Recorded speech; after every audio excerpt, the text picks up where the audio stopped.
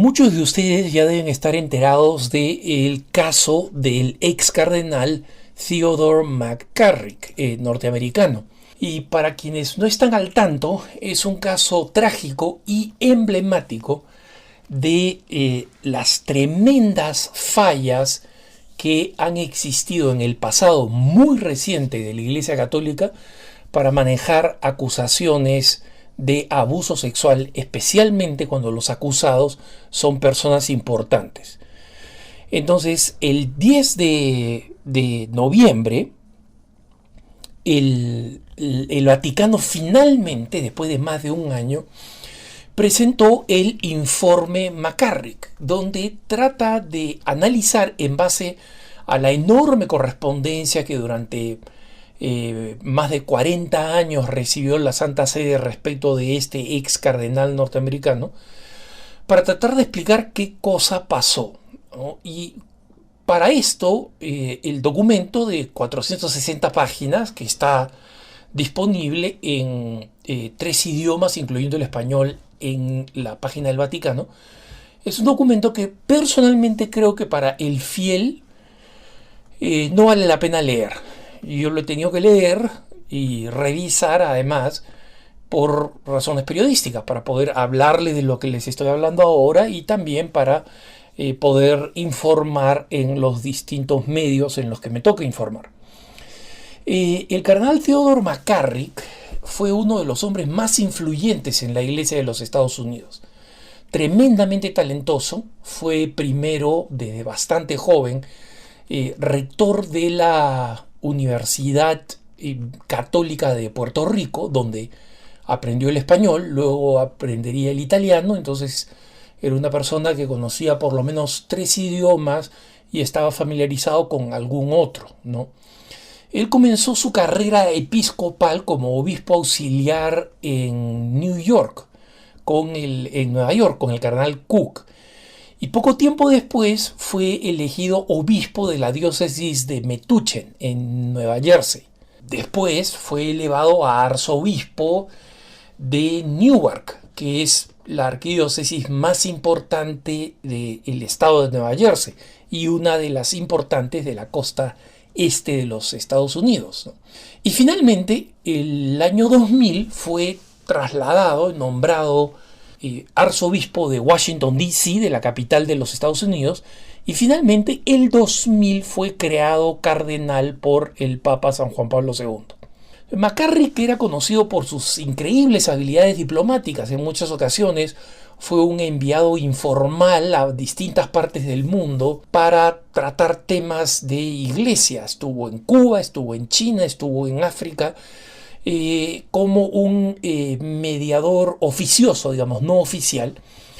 Pero McCarrick era especialmente conocido como un enorme levantador de fondos, un gran fundraiser, como dicen en Estados Unidos. Era capaz de convencer a la persona más avara del mundo a donar.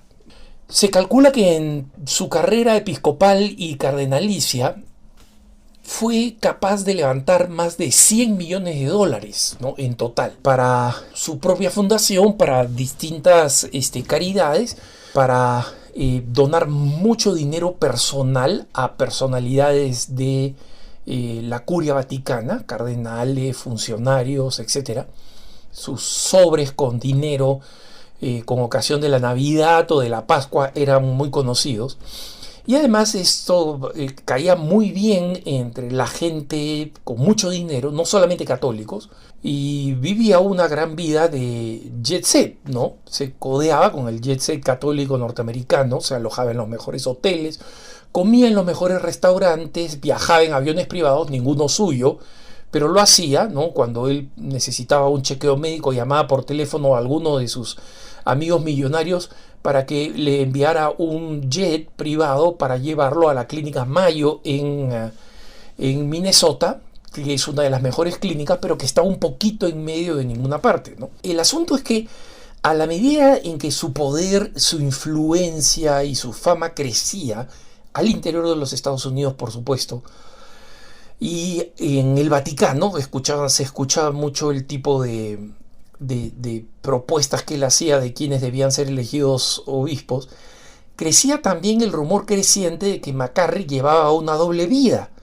Abusaba sexualmente de menores varones, o sea, tenía una efebofilia, una homosexualidad atraída hacia menores y hacia niños también. Tenía relaciones impropias con menores, relaciones impropias de naturaleza sexual con seminaristas bajo su cargo en sus distintas diócesis. Siempre se llevaba de viaje a algunos y encontraba una excusa para alquilar un hotel que tuviera una sola cama y donde había que compartir la cama, ¿no?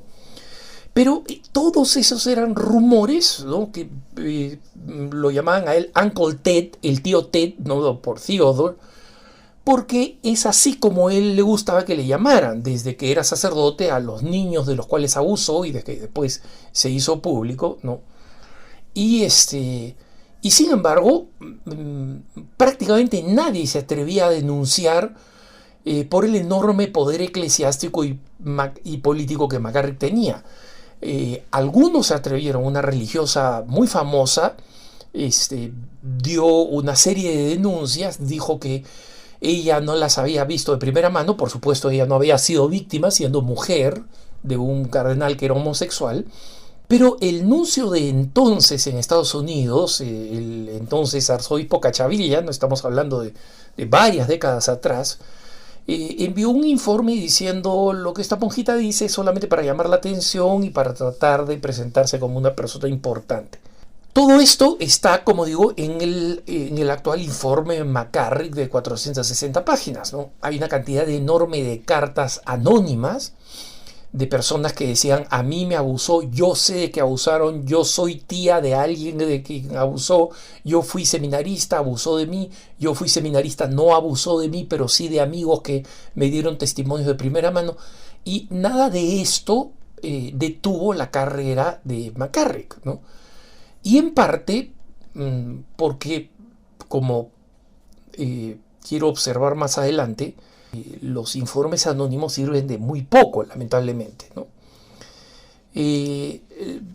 Finalmente, McCarrick se retira y sigue teniendo una vida muy prolífica en distintas instancias en el Vaticano, incluyendo el Papa Francisco. Al comienzo de su pontificado lo recibe, lo escucha.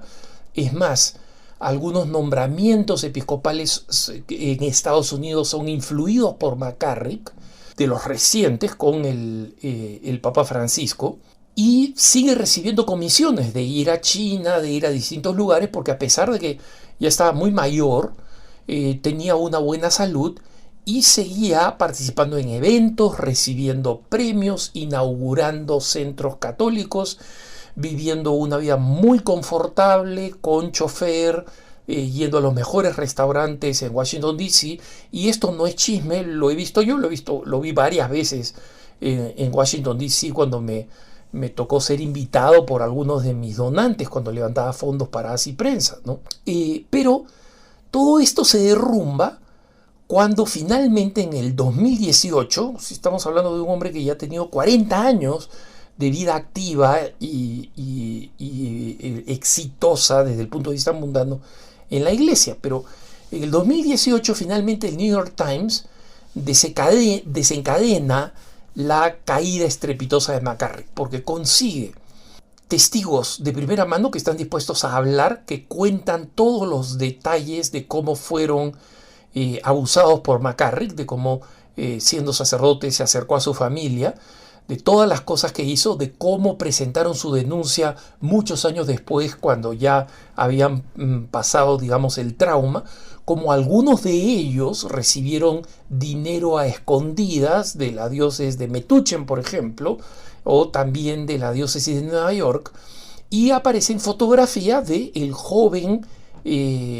McCarrick en traje de baño abrazando a un muchachito, uno de las víctimas, menor, muchachito realmente, probablemente 9, 10 años, que mientras McCarrick sonríe, este otro niñito también en traje de baño está realmente traumado, ¿no? Entonces, ese 2018, el 20 de junio, la arquidiócesis de Nueva York anuncia que ha encontrado acusaciones creíbles y fundamentadas, ¿no? Y a partir de ese artículo del New York Times y del informe de la Arquidiócesis de Nueva York, todas las acusaciones en las que nadie había creído comenzaron a caer una detrás de la otra, ¿no?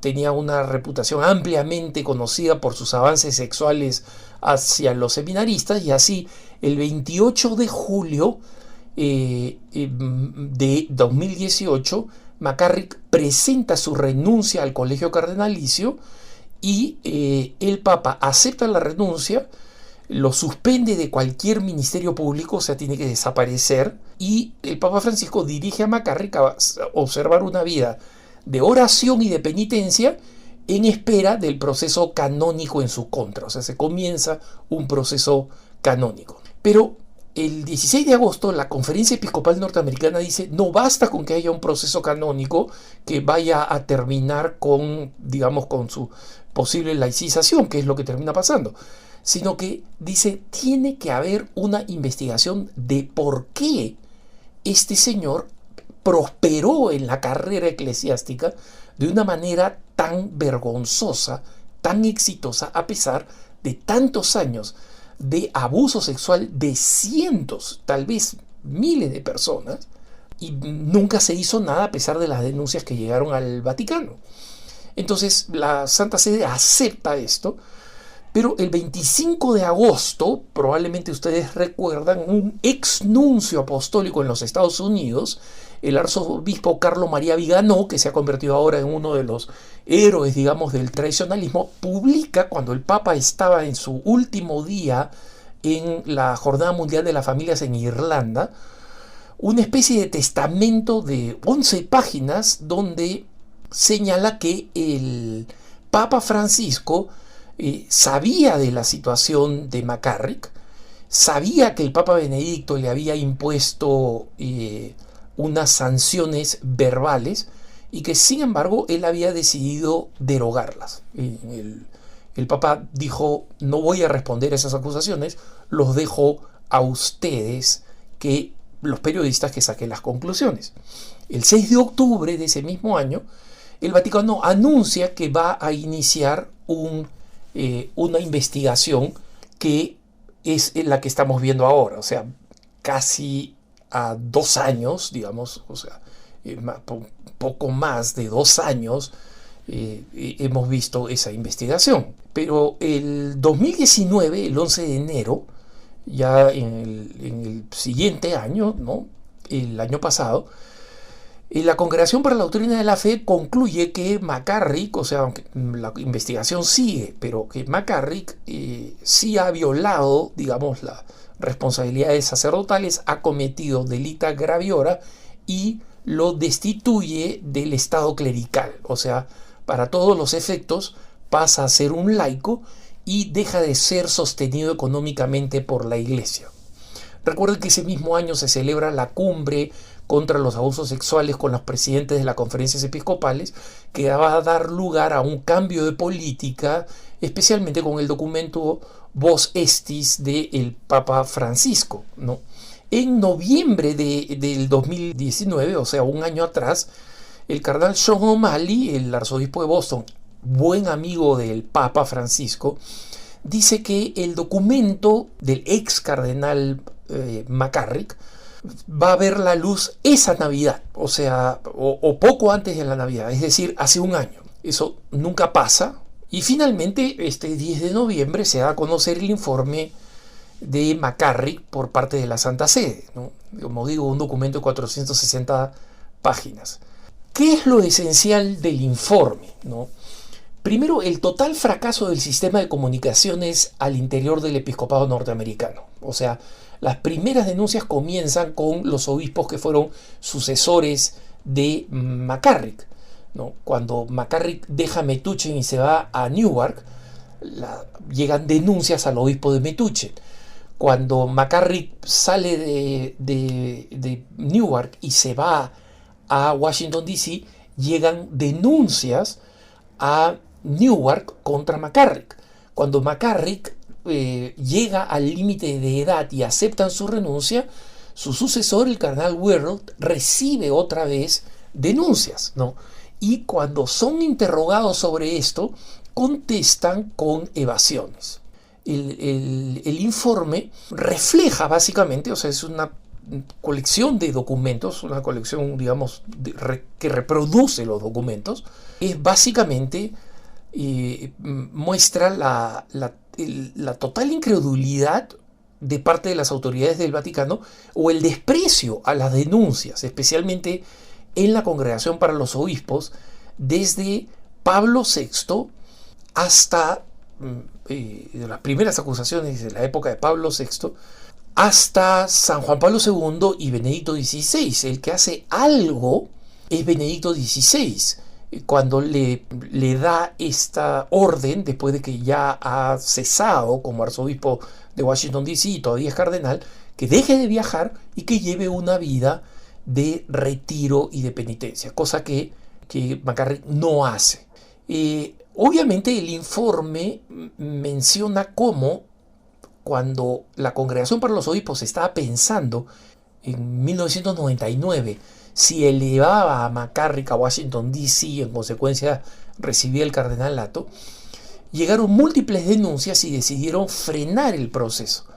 Pero cuando McCarrick se enteró que ese proceso había frenado, envía una carta que es de lo más tajante que existe, diciendo: nunca jamás he tenido una conducta sexual o aparentemente sexual o afectiva con ningún hombre o mujer, con ningún menor o mayor de edad, ni con consentimiento ni contra su voluntad. O sea, después de esta declaración en la que niega que haya pasado cualquier cosa, ¿no? Lo cual era una mentira vulgar.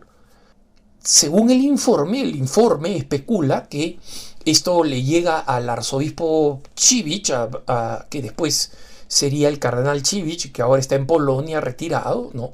El arzobispo Civich presenta esto a San Juan Pablo II, que recordemos ya para el año 2000 estaba muy muy anciano. Ustedes pueden ver, digamos, los videos, especialmente los que son más jóvenes, los videos del jubileo del 2000, y ya estaba muy muy disminuido y camino, digamos, al total descomposición física por el Parkinson y su muerte, ¿no?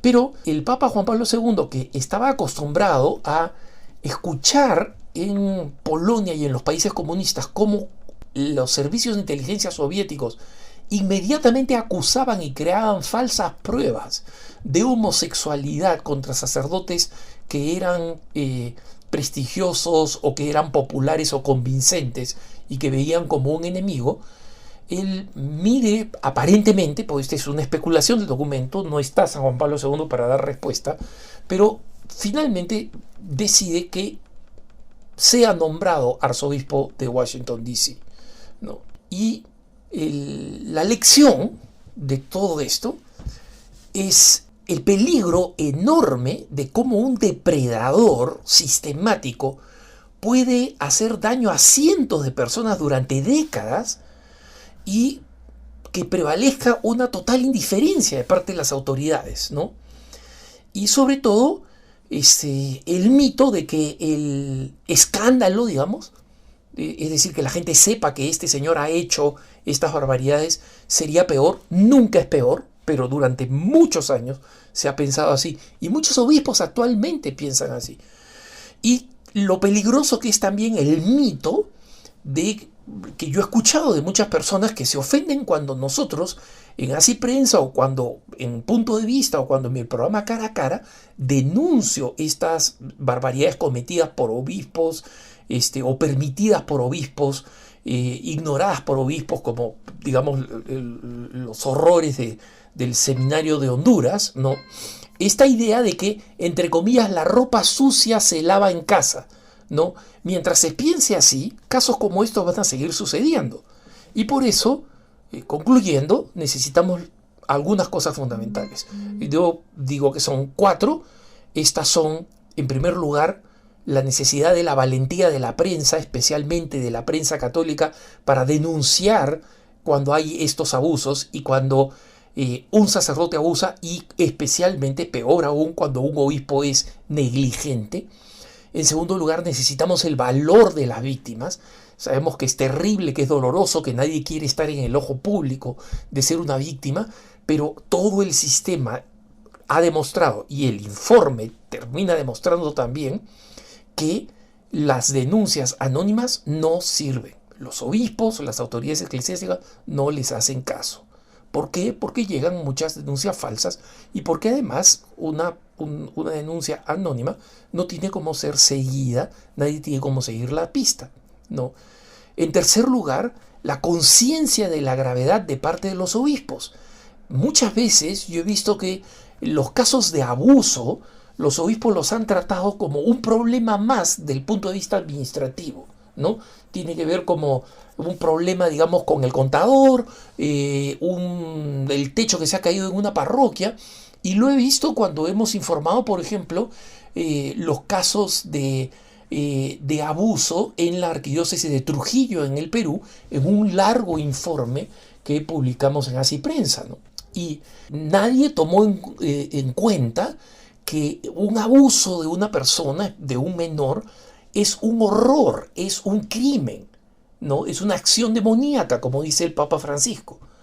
Y como lo dijo también San Juan Pablo II, no hay lugar para esas personas en la iglesia. Los obispos no pueden considerar los abusos sexuales y cualquier tipo de abuso como uno más de los problemas que están en la lista. Y finalmente necesitamos inmediatez y firmeza en la acción de parte de los obispos cuando hay estos casos. Firmeza y rapidez, siempre respetando los derechos legítimos a un justo juicio, pero si no hay esa rapidez y esa prontitud, simplemente la credibilidad de la Iglesia va a seguir en decadencia. Que tengas un buen día.